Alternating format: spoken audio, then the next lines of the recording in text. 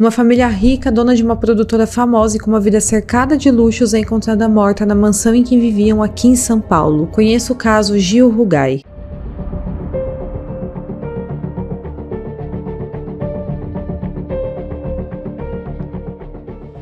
Olá pessoal, eu sou a Giovana e esse é o canal Caixa de Pandora. Já no começo do vídeo eu vou pedir para quem não é inscrito no meu canal para se inscrever aqui, porque me apoia muito no canal, cada inscrição de vocês. Também dá um like aqui no meu vídeo, porque me apoia muito na divulgação dos vídeos. Deixa um comentário para mim com uma sugestão de caso para eu trazer aqui no canal. Me siga nas minhas redes sociais que vão estar aqui na tela, eu espero muito que vocês gostem e bora pro caso de hoje.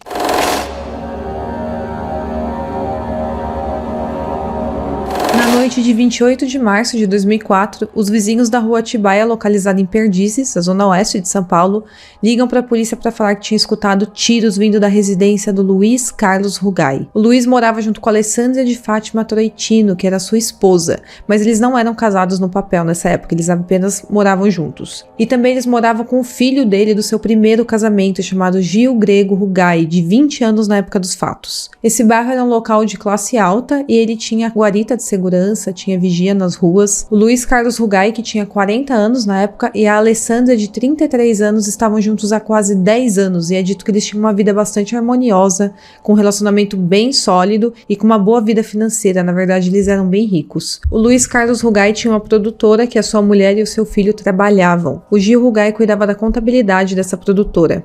Essa produtora fazia alguns trabalhos para pessoas bem famosas e para famílias da alta sociedade que queriam fazer propagandas e tal. Eles faziam bastante desses trabalhos. Todos eles trabalhavam bastante, eram bem ativos nessa empresa, mas sempre que podiam eles gostavam de viajar, sair com os amigos e se divertir. A empresa funcionava na parte de cima da casa deles, então eles moravam e trabalhavam ali naquele local. Entre as 9h15 e as 9h30 da noite, os vizinhos escutaram duas sequências de disparos vindo da casa do Luiz Carlos Rugai. Essa questão do horário acabou não sendo muito precisa de quando tinha começado e terminado os disparos, mas é dito que essa sequência de disparos teve um intervalo de 5 minutos entre uma e a outra. Os vizinhos escutaram todos os disparos e perceberam que vinha da casa do Luiz Carlos Rugai. Então eles tentaram ali entrar em contato com ele por telefone, mas ninguém atendeu. E depois de uns 10 minutos, os vizinhos saíram na rua, conversaram ali entre si e decidiram chamar a polícia. E aí os vizinhos falaram que entre as 9h15 e as 9h30 eles tinham escutado aqueles disparos. E essa informação do horário é muito importante porque posteriormente foi usado no processo tanto pela defesa quanto pela acusação. Então por volta das 9h45 a polícia chega na casa do Luiz Carlos Rugai e de início eles tocaram a campainha e tentaram chamar para ver se alguém atendia a porta. Por fora a residência estava intacta, com o portão fechado, nada parecia ter sido arrombado. E aí ninguém atendeu o portão e a polícia escutou apenas os cachorros da casa latindo. A polícia então, depois de algumas tentativas, pediu para que os vizinhos deixassem que a polícia entrasse na casa deles para pular o muro e entrar na casa do Luiz Carlos Rugai. Então eles pularam o muro da casa do Luiz e logo eles viram os pés da Alessandra caídos pro lado de fora da porta de vidro da cozinha. Ela estava vestindo apenas uma camisola e chinelos e tinha sido morta com 5 tiros a queima-roupa, um no rosto e o restante tinha sido no corpo após ter caído no chão. E um pouco mais para dentro da casa, na sala de televisão, estava o Luiz Carlos Rugai, também morto com 5 ou 6 tiros a queima-roupa.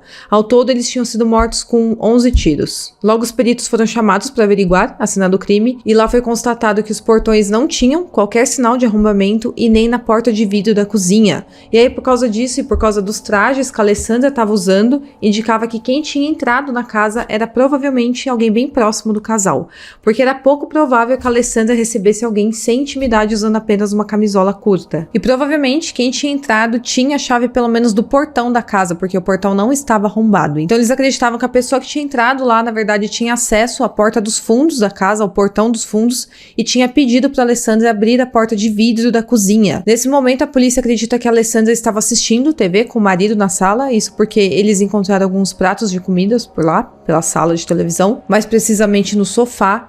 E outro ponto é que a casa tinha cachorros e os vizinhos disseram não ter ouvido os cachorros latirem. Então os cachorros também provavelmente conheciam essa pessoa que tinha entrado lá. Então provavelmente aquela pessoa tinha entrado ali na casa, né, no quintal ou na parte da frente ou dos fundos, pelo portão, tinha pedido para Alessandra abrir a porta de vidro, então ela tinha visto a pessoa e tinha aberto a porta para essa pessoa e aí ocorreu a morte deles. O Gil Rugai, então, é avisado sobre a morte do pai e da madrasta dele, e aí ele vai até a casa deles. Chegando lá, a polícia perguntou para ele se ele tinha ideia de quem poderia ter feito isso com o pai e com a madrasta dele, e aí nesse ponto o Gil Rugai age de forma bastante esquisita, porque ele começa a perguntar o que tinha acontecido, sendo que ele já tinha sido avisado que o pai e a madrasta tinham sido mortos. Então ele fingiu que não sabia de nada. E aí ele falou que não sabia quem poderia ter feito aquilo, que ele não sabia de nada, mas essa reação dele já levantou uma bandeira vermelha dos policiais em relação a ele. E outra coisa é que na cena do crime, ele ficava perguntando sobre os tiros, sobre os projéteis, quantos disparos, mas em nenhum momento ele pergunta se poderia um deles ter sobrevivido ou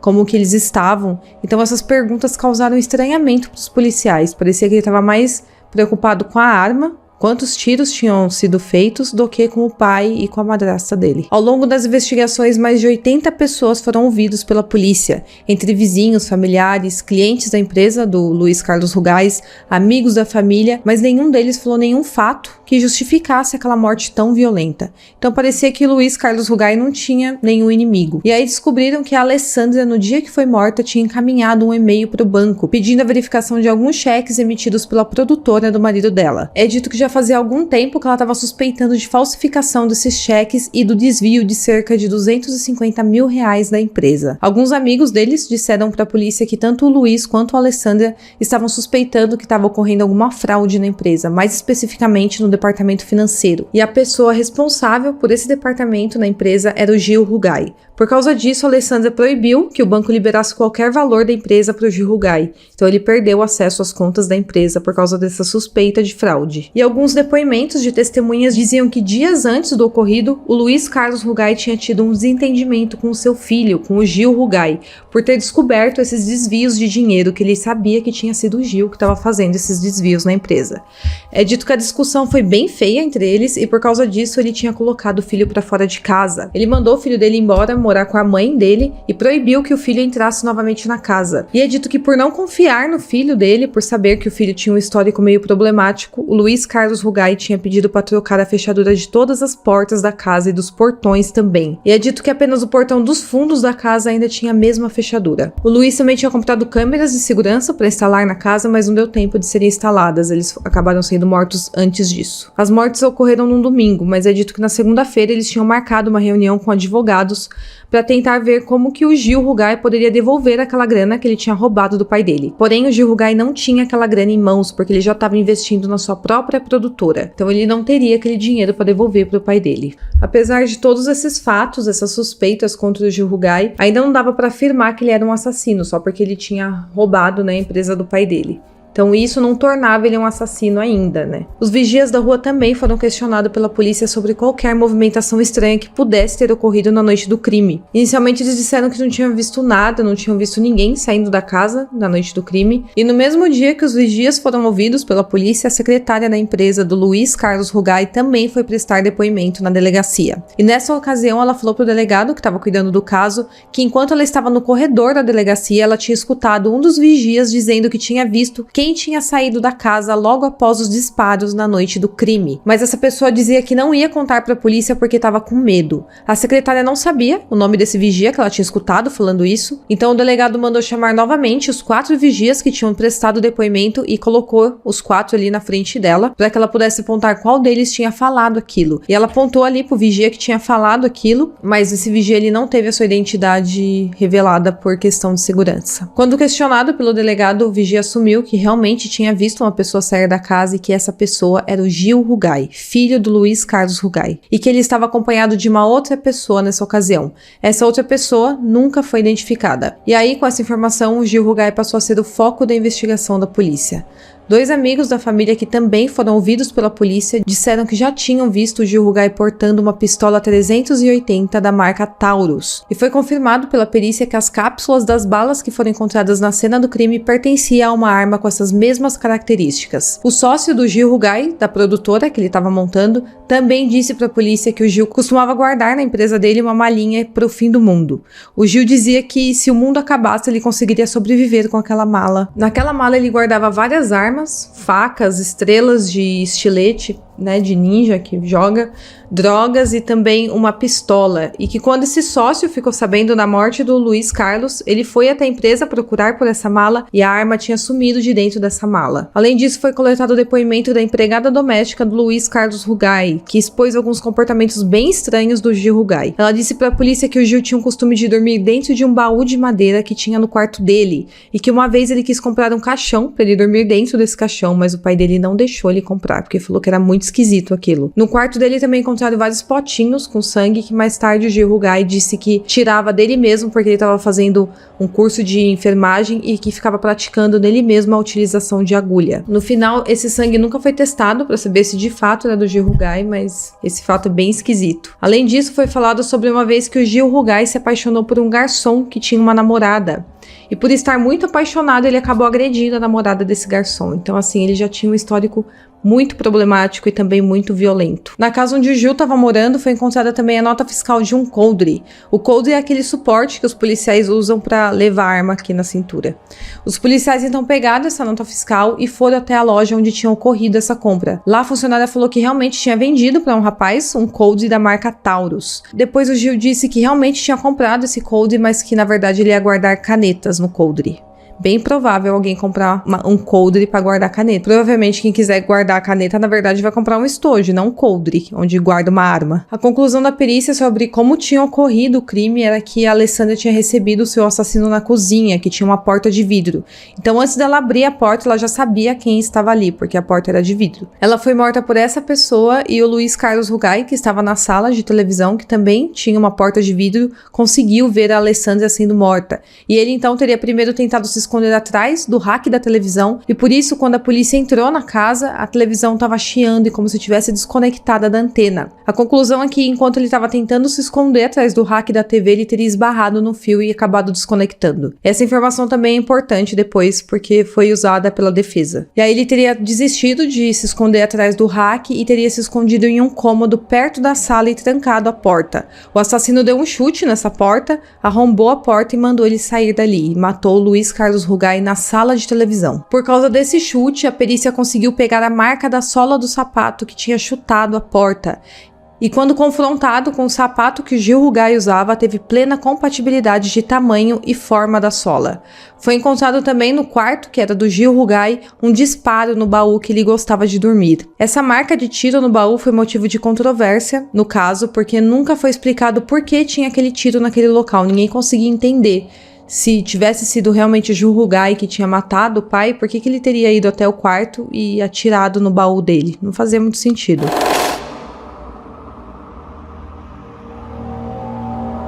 No dia 6 de abril de 2004, o Gil Rugai foi preso após ser indiciado por duplo assassinato, mas ele negou o crime.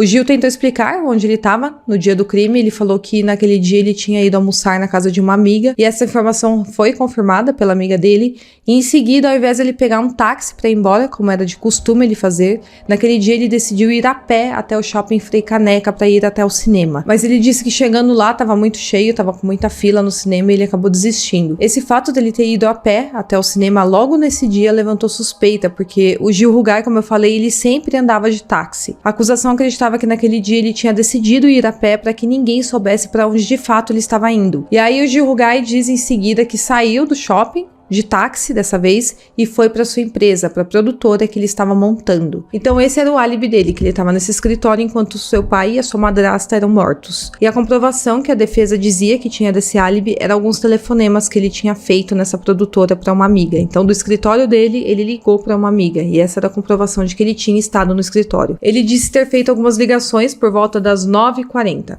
Então, só recapitulando, os vizinhos tinham dito que as duas sequências de disparos tinham ocorrido entre as 9h15 e as 9h30. Para a acusação, daria tempo sim do Gil Rugai ter matado o pai e a madrasta nesse horário e ter ido de carro até a produtora dele. Já a defesa dizia que era impossível ele ter estado na casa do pai dele, ter efetuado os disparos e em seguida ter chegado às 9h40 no escritório dele. A polícia tenta confirmar através das câmeras do shopping Frei Caneca se de fato o Gil Rugai tinha estado lá naquele dia, porém como já tinha passado cerca de 5 dias quando a polícia foi pegar essas imagens, o shopping disse que as câmeras de segurança já tinham sido reiniciadas. Não de propósito, mas porque com o tempo realmente as imagens antigas vão sendo descartadas para que as novas sejam guardadas. Isso mais por questão de espaço. Outro ponto é que o Luiz Carlos Rugai participava de um clube de voo para aprender a pilotar avião. E o instrutor de voo dele disse que pouco antes da fatídica noite do crime, o Luiz Carlos Rugai tinha desabafado com esse instrutor sobre ter pegado o filho dele roubando a empresa dele. Ele disse que estava bastante decepcionado com o filho e que durante uma conversa com o filho, o Gil teria confirmado que realmente tinha desviado o dinheiro da empresa e ele teria pedido ajuda do pai. Ele teria falado o seguinte: me ajuda porque tudo que eu quero é te ferrar. Então, novamente, era outra evidência aí do comportamento do Gil bem esquisito. Mas no final, os advogados de defesa do Gil Rugai usaram essa informação a favor dele, porque eles disseram que, na verdade, quem tinha mandado matar o Luiz Carlos Rugai era alguém daquele aeroclube que ele participava. Isso porque o Luiz Carlos Rugai tinha filmado sem querer uma operação de entrada e saída de drogas que estava acontecendo nesse aeroclube. Então a teoria é que o Luiz Carlos Rugai tinha essa fita com essa filmagem guardada na casa dele e por isso alguém a mando do aeroclube tinha entrado lá para tomar essa fita e matar ele. E essa teoria dizia que os assassinos teriam ficado testando as fitas para ver qual era a certa e que teria sido por isso que a TV na cena do crime foi encontrada chiando quando os policiais entraram na casa. Mais de um ano depois do crime, dia 25 de junho de 2005, a arma do crime foi encontrada na tubulação do prédio onde o Gil Rugai mantinha sua empresa. A perícia foi feita na arma e concluiu que de fato era a arma do crime. Dia 15 de setembro, o juiz Cassiano Ricardo Zorzi anunciou que o Gil Rugai seria submetido a júri popular. Após 2 anos preso, em 2006, o STF concedeu habeas corpus a ele para aguardar o julgamento em liberdade. Porém, em 2008, ele foi prestado um vestibular no Rio Grande do Sul, sem autorização da justiça para viajar, e por isso ele foi preso novamente. Em 2009, novamente, ele foi solto para aguardar o julgamento em liberdade e, finalmente, em 2013, o caso foi ao tribunal. É dito que foi um julgamento extremamente conturbado e com algumas provas bastante inconsistentes, como, por exemplo, o horário do álibi do Gil Rugai e dos disparos, porque nem a defesa nem a promotoria conseguiu comprovar que horas que tinham ocorrido aqueles disparos, exatamente o horário, porque as testemunhas, no final das contas, cada hora diziam uma coisa, eles não tinham uma precisão ali de horário, então ficou realmente entre as 9h15 e as 9h30, eles não conseguiam ter certeza desse horário. E era importante ter certeza desse horário para confrontar com o álibi do Gil Rugai, que estava às 9h40 no escritório dele. Teve também uma questão da marca do pé na porta que a promotoria tinha dito que era do Gil Rugai, que inclusive tinha uma ressonância que tinha sido feita no pé do Gil na época, que comprovava que ele estava com machucados por causa do chute na porta. Porém, quando a prova foi ao tribunal, descobriram que na verdade tinham analisado o pé errado do Gil. Então já era uma prova ali descartada para acusação. Mesmo com essas inconsistências, o júri popular decidiu que o Gil Rugai era culpado. Ele foi condenado a 33 anos e 9 meses em regime fechado pelos assassinatos do pai e da madrasta, podendo recorrer em liberdade. Por causa disso, por ele poder recorrer em liberdade, ele saiu do tribunal pela porta da frente. Ele então não foi preso. Em 2016, o processo já estava sendo julgado em segunda instância e decidiram prender o Gil Rugai. Ele foi preso no Tremembé 2. Desde aquela época até agora, ele nega ter cometido o crime. No dia 16 de novembro de 2021, a juíza Sueli Armani proferiu uma decisão permitindo que o Gil Rugai cumprisse pena de regime semiaberto. Mas esse ano, ainda em 2022, a pedido do Ministério Público de São Paulo, a Justiça cassou a decisão e determinou ainda a realização do teste de Rorschach. Porém, a juíza negou o pedido para que fosse feito esse teste de Rorschach, que é uma espécie de avaliação psicológica para identificar traços de personalidade de uma pessoa. No final das contas, o Gil Rugai está preso até hoje. Bom, pessoal, então esse é o caso de hoje. Espero muito que vocês tenham gostado do vídeo. Não se esqueça de curtir o meu vídeo, de se inscrever aqui no canal. Espero muito que vocês tenham gostado e até o próximo caso.